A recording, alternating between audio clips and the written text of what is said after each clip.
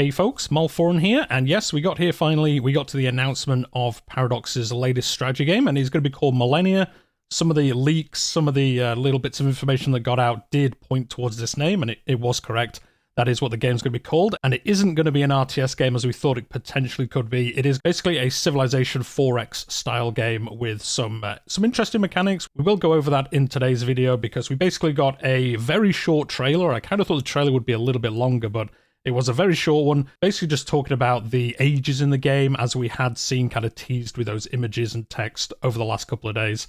But we did also get our first dev diary, so I will be covering these as I do with Crusader Kings and as I have just started doing with Star Trek Infinite. We're going to be covering the dev diaries on the channel, keeping up to date with the development of the game and kind of seeing where it's going and all that good stuff. So if you're wanting to kind of follow along with the development of Millennia, do like the video, subscribe to the channel. We'll be covering these. It says later on, I think every 2 weeks we're going to get a dev diary, at least for a little bit of time, so they can explain the different systems and things like that that are going to be included in the game. There is actually quite a bit of information in this announcement dev diary. This is the first dev diary, so they do cover quite a few mechanics. So we're going to go through that today and have a discussion in the comments down below. Do you like what you see? Are you interested? There's some really interesting mechanics by the looks of it. We have got PDX Catton here, which I think is the lead community manager for the game. So thank you very much for him taking the time to give us this information. Let's just dive into it. So they're saying at the beginning here, they aren't actually making the game themselves. So much like Age of Wonders and City Skylines, Paradox aren't actually making this game themselves. They're just publishing it. They have got an external studio making it,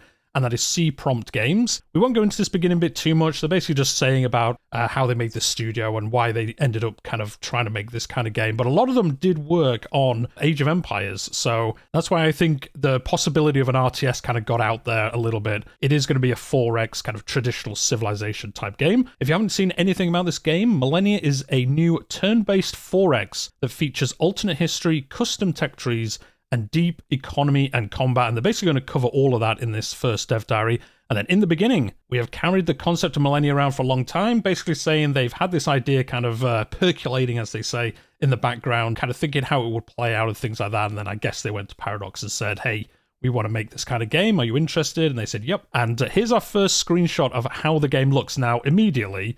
Yeah, it's Civilization. Or, to be honest, I think it looks a lot more like Old World. The UI looks very Old Worldy. If you've not played Old World, it is a fantastic 4X, very much like Civilization, Humankind, but it's got some really cool turn mechanics, just mechanics in general that kind of put that little bit of a twist on a 4X style game. So yeah, if you've not seen Old World, give it a go. I don't think you'll be too disappointed. But yeah, this is it. This is our first screenshot that we can look at. So as we can see here, there's Age of Stone. They will go into later. There are multiple ages. I think there's 10 ages you can go through.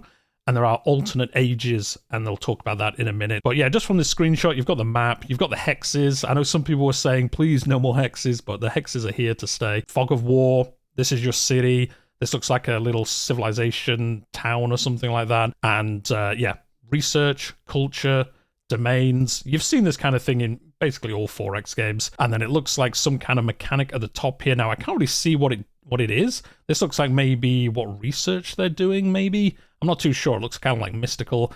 And then this on the right side, I think it's a building. Yeah, I think it's a building. And I guess they've like got 3, I don't know, buildings or something. I don't know. They're working towards something. Oh, actually, no, I think it is some kind of research as well, because it's got this bar that goes round and it's got a turn icon here. So in 3 turns, it looks like they're going to get whatever this is. You know, it just looks like a 4X game.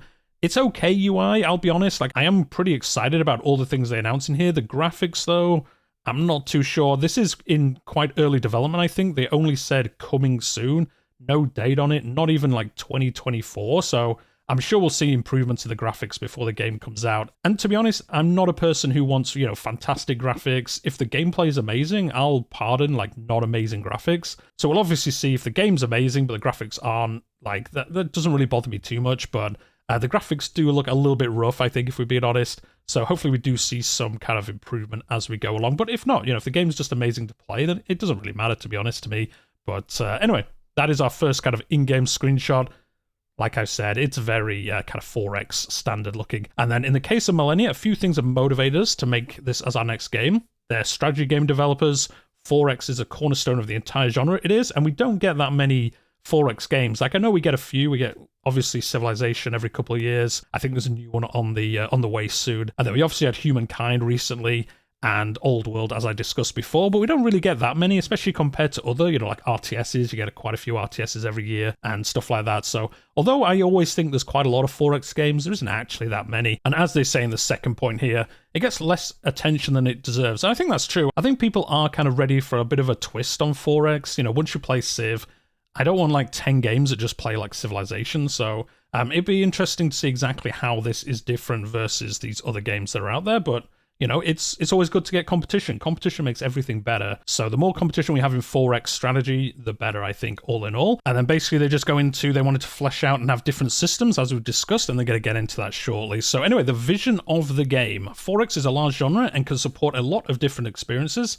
As I've said, Civilization, Old World, Humankind, all 4X strategy, but they all do play differently. One of the experiences we felt was overlooked was that of player authorship, or feeling that you're the one writing the story. When we played, we often felt like we were leading a nation and more like we were trying to remember board game rules.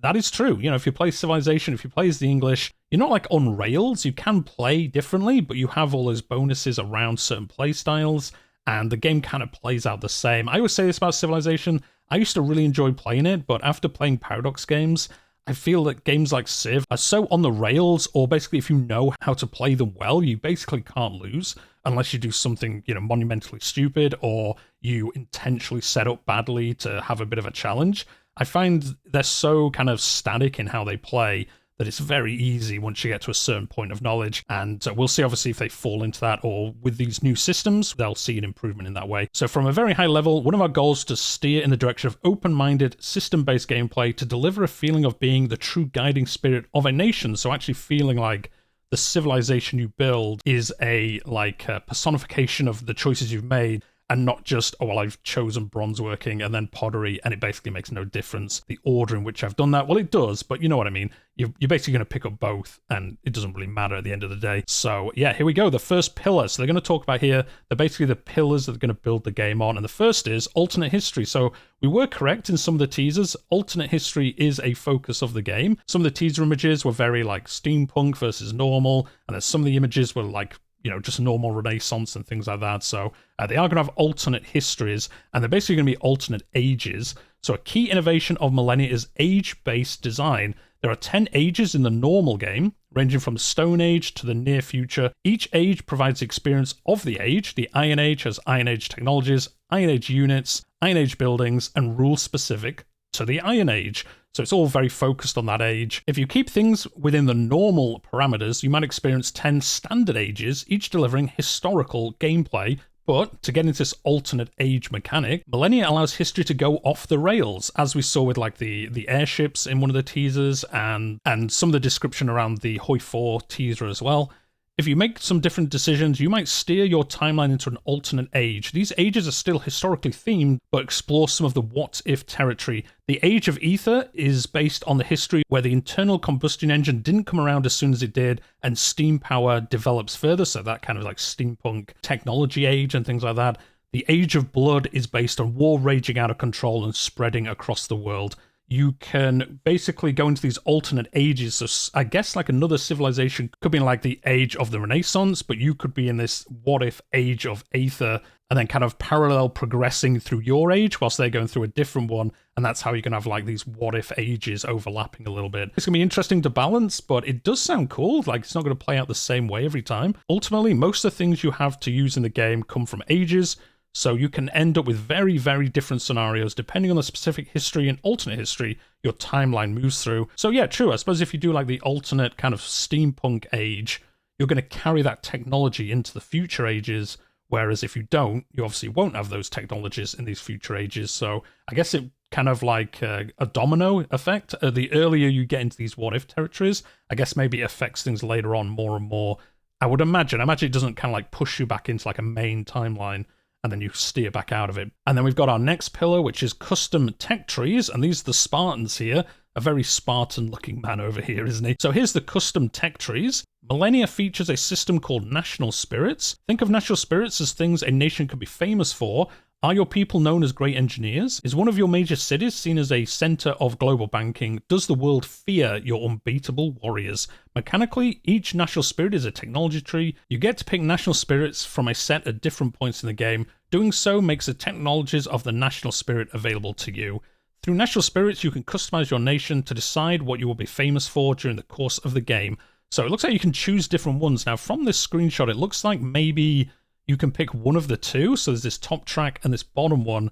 I wonder if you can pick like one of these, you know, one of each line, or do you pick 3 out of any of them? And then core, reserves, and then legacy are separate. Looks like legacy is kind of cut off by something. I think you have to have had a certain amount. I think you have to have 3 spearmen, looking at the requirements here, but it has got like its own section. I wonder if you have to have like 4 of these, and then you can unlock legacy.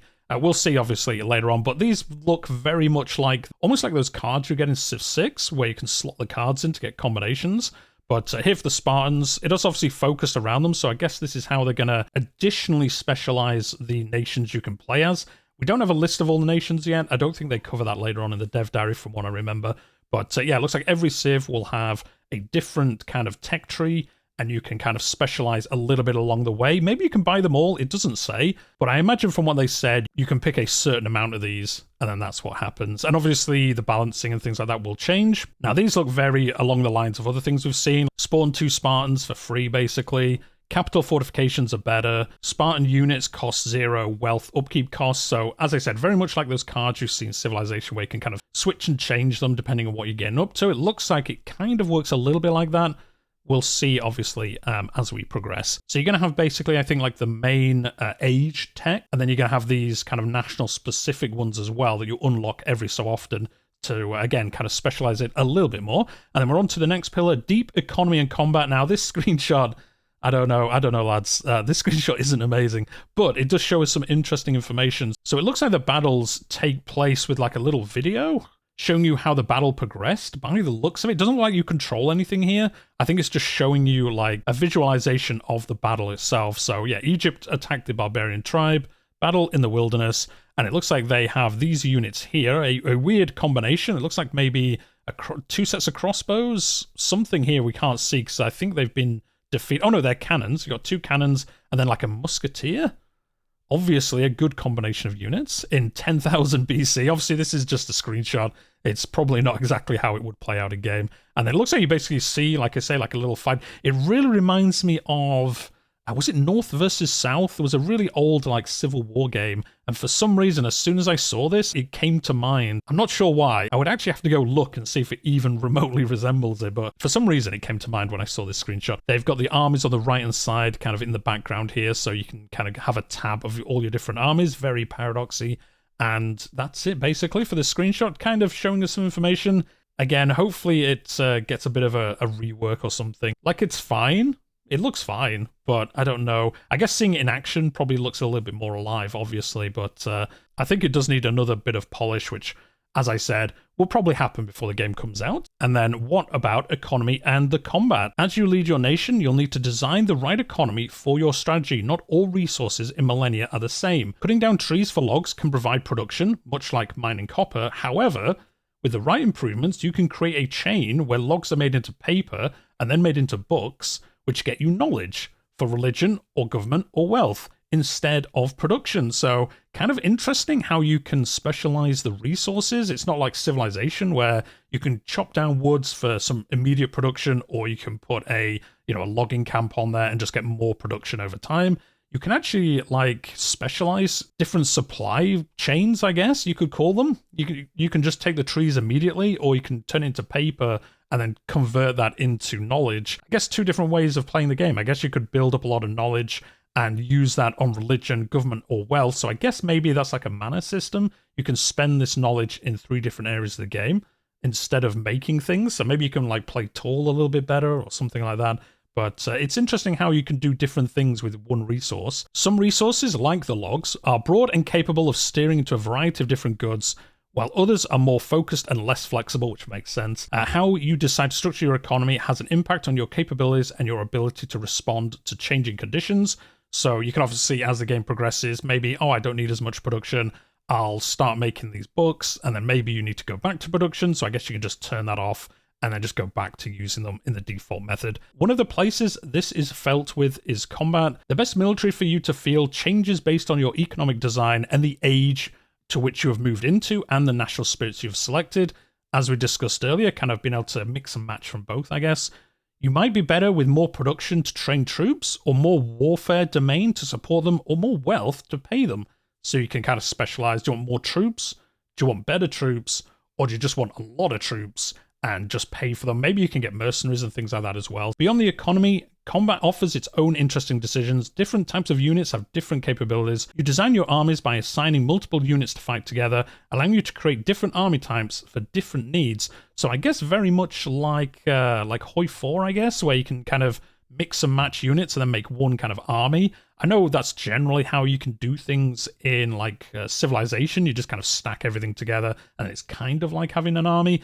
But it does look like you can basically move like an army around and then configure that army however you want. I guess kind of like how it works in Crusader Kings, to be honest, isn't it? That's kind of how it works there, but this seems like a little bit more interesting than just having your men-at-arms and levies and then kind of moving them around the map. Looks like you can actually specialize. Maybe you can have like an artillery army, maybe you can have like a mounted army and things like that. And then next, we've got our next screenshot of the Age of Renaissance. So it looks like we're into an age in turn 35. Again, this is obviously just a screenshot, so I'm sure this isn't exactly how it would play out. I don't think you'd have the Renaissance in 3000 BCE, but maybe this guy's really focused on it and moved it along.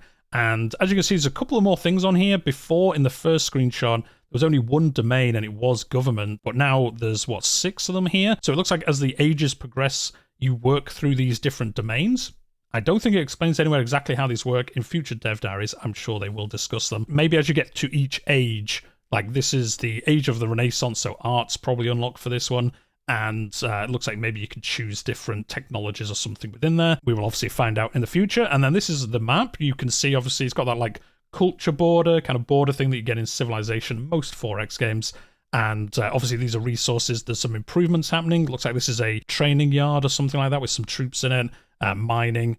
Obviously, this is some rock resources and things like that. So very standard for 4Xs. It's quite nice, the map. As I've said before, I think a little bit of a polish here and there would improve it. But, you know, it's the 4X map. And this is obviously a screenshot, so it probably looks a little bit more alive, obviously, when you're actually playing through the game itself. And then this is the tip of the iceberg. Millennia is a huge game. The outline above is an introduction, but there's plenty to cover regarding the pillars, plus substantial number of major systems that we haven't even mentioned.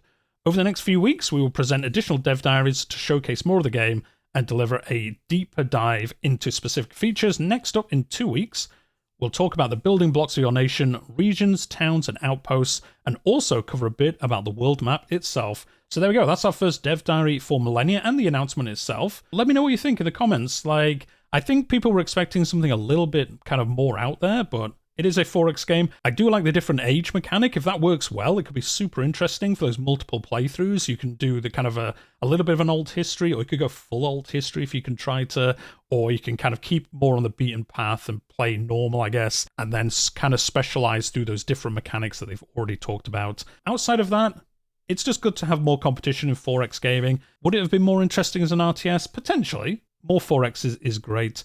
But that is it for today. That's the first dev diary. As I said at the beginning, if you've enjoyed this, hit that like button. It helps other people find the series and the channel in the future. And if you're new here, I cover Crusader Kings mostly, but we are kind of branching out to some more historical games on the channel, covering dev diaries, news, discussion videos, playthroughs, all that good stuff. So subscribe if you've enjoyed your time here today. We will be back in 2 weeks for the next dev diary, covering quite a bit of information. And I'm sure in that time frame as well, we'll probably get a bit more information out there through interviews and stuff like that. So if there's anything really big that gets announced, I'll do another video on it because, yeah, I'm interested about this. It's cool to see Paradox doing something a little bit different to what they usually do. I'm kind of surprised it's not made by them themselves with how much they kind of hyped it up, but it doesn't really matter. Age of Wonders, City Skylines, they're not made by Paradox and they're both fantastic games. So yeah, we'll obviously see as this rolls along. And as I said, no date for it, no even a hint at a date. It doesn't even say coming next year or coming 2024.